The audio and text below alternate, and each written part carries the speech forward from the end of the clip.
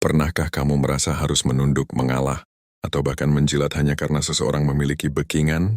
Entah itu backingan orang kuat, kekuasaan, atau harta. Kamu merasa kecil, tidak berdaya, dan terpaksa menuruti keinginan mereka.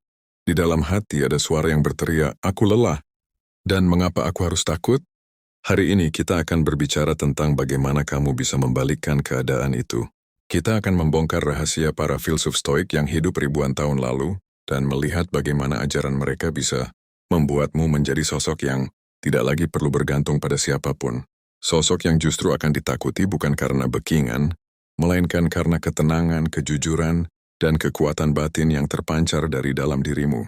Inilah jalan tanpa backingan, jalan yang akan membuat dunia tunduk pada keberanian sejatimu. Jalan stoik menuju kemerdekaan batin. Saudaraku, mari kita mulai perjalanan ini dengan sebuah premis yang mungkin terdengar radikal. Ketakutan kita tidak berasal dari orang lain, melainkan dari diri kita sendiri. Filsuf stoik seperti Seneca, Marcus Aurelius, dan Epictetus mengajarkan kita bahwa satu-satunya hal yang benar-benar bisa kita kendalikan adalah pikiran dan tindakan kita. Segala sesuatu di luar itu, kekuasaan orang lain, reputasi, bahkan ancaman fisik, adalah hal-hal yang berada di luar kendali kita. Mengapa kita takut pada orang yang memiliki backingan? Karena kita menganggap backingan itu sebagai kekuatan. Kita percaya bahwa mereka bisa merusak hidup kita, mencoreng nama baik kita, atau mengambil apa yang kita miliki.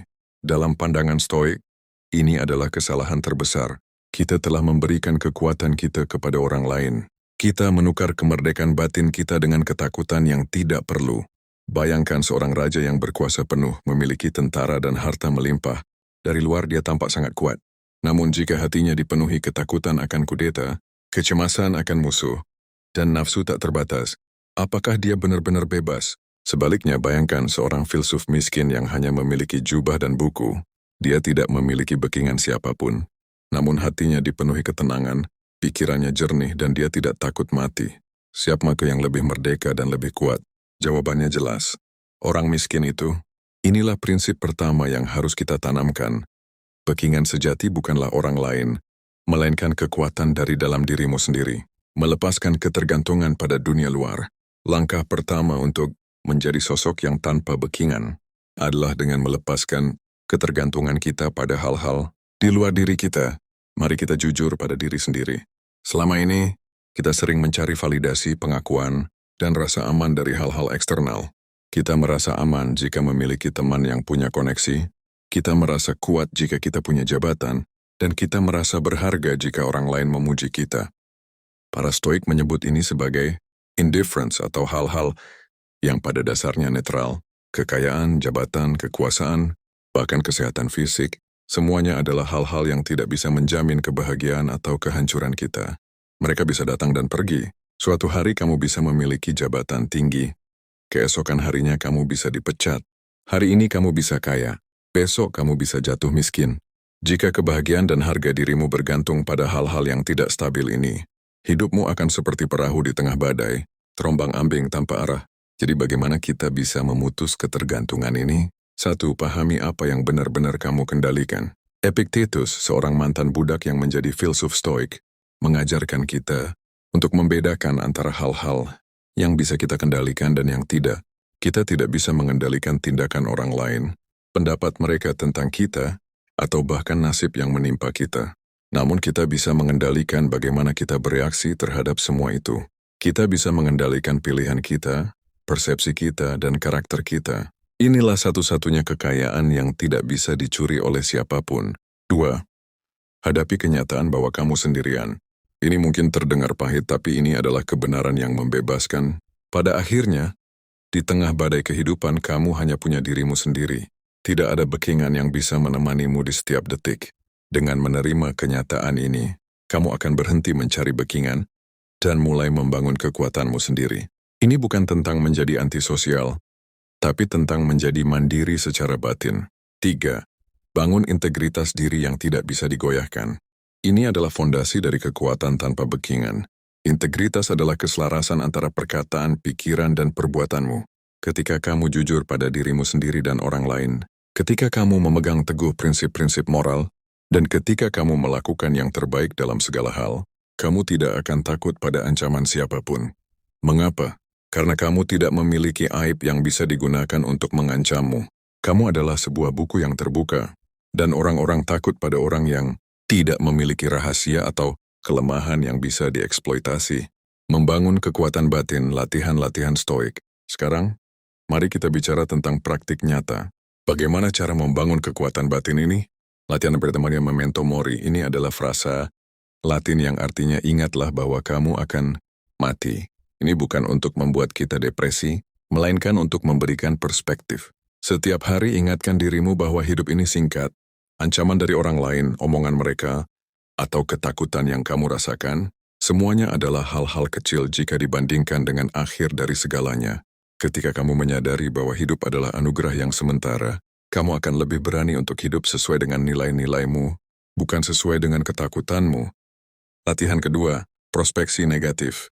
Ini adalah salah satu teknik paling powerful dari stoik.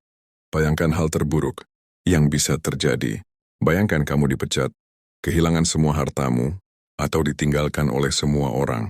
Lalu tanyakan pada dirimu sendiri, apa yang akan aku lakukan? Latihan ini bukan untuk menarik nasib buruk, melainkan untuk melatih pikiranmu agar siap menghadapi segala kemungkinan. Kamu akan menyadari bahwa meskipun hal terburuk itu terjadi, kamu masih memiliki dirimu sendiri, akalmu, dan kemampuanmu untuk beradaptasi. Ketakutan akan masa depan akan luntur karena kamu sudah menghadapinya. Di dalam pikiranmu. Latihan ketiga, memahami efemeralitas dunia. Lihatlah sekelilingmu.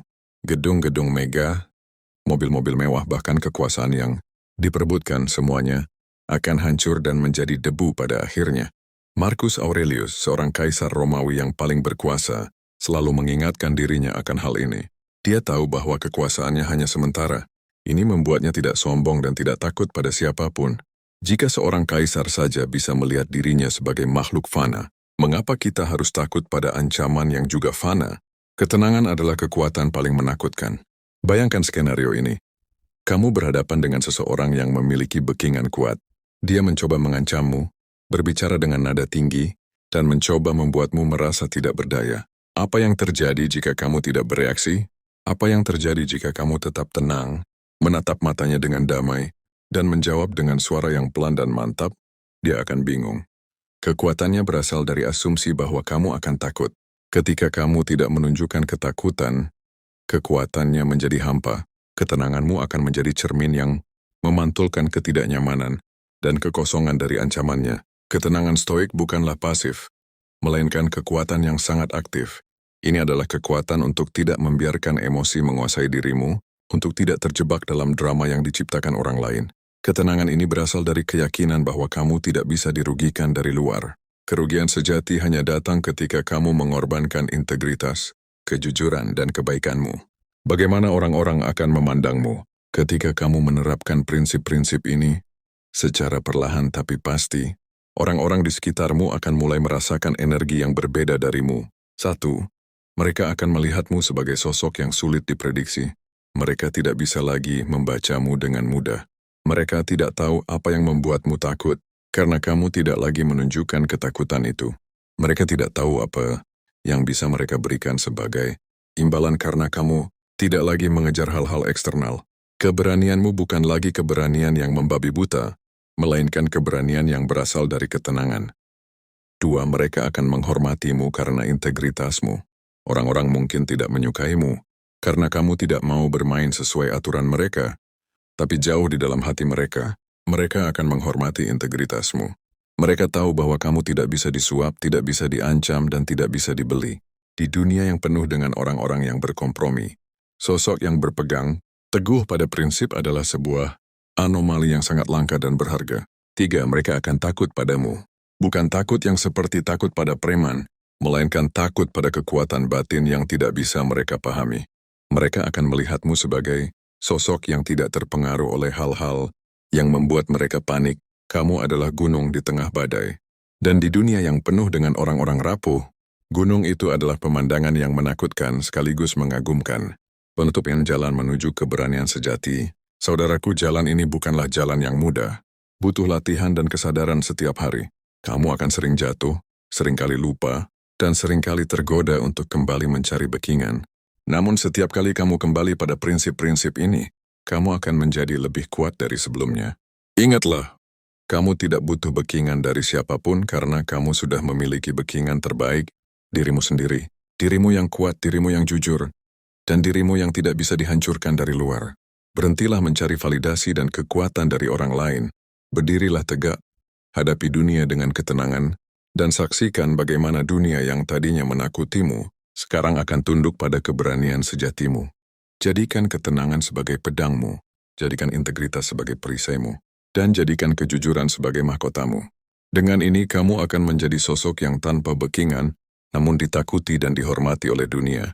Buktikan pada mereka bahwa keberanian sejati tidak berasal dari kekuasaan, tetapi dari jiwa yang merdeka.